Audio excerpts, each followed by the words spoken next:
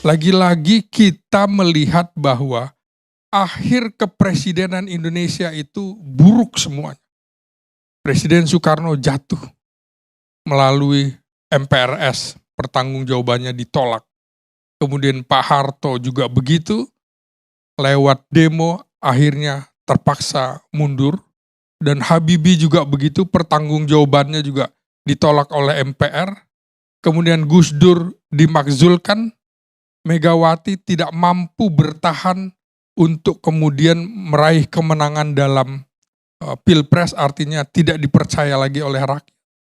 Kemudian SBY 2 periode, di ujungnya adalah elit-elit Demokrat tersangkut kasus korupsi.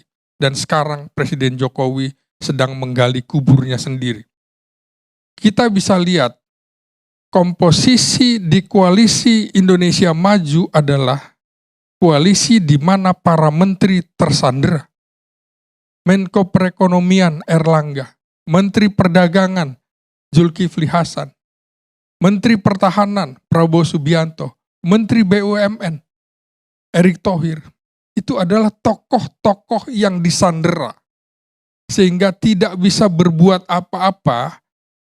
Dalam teori plot twist politik, itu jelas bahwa Jokowi mengeluarkan model plot twist long term, sangat panjang sekali. Semuanya dibuka di akhir, pada saat menjelang pendaftaran. Sehingga teori ini mengatakan semakin banyak orang terpedaya, semakin banyak orang tertipu, maka rencana skenario ini berhasil. PDIP tertipu awalnya, baru sadar sekarang. Sama untuk kasus ini, untuk kasus calon presiden, untuk calon wakil presiden juga begitu. Saya yakin seorang Erick Thohir itu 90% yakin akan dipasangkan dengan Prabowo Subianto. Ternyata kemudian teori plot twist politik itu menjungkir balikan semua. Jadi ini adalah bagian dari skenario panjang sampai dengan peristiwa yang dialami di Mahkamah Konstitusi. Mengapa kita bisa lihat dari rangkaian agendanya begitu sempit, tidak ada celah untuk mengubah keputusan, tidak ada celah untuk mengganti calon wakil presiden, tidak ada celah lagi karena peraturan KPU nomor 19 dengan begitu cepat 2 hari yang lalu juga diganti menjadi peraturan KPU nomor 23. Terkunci sudah.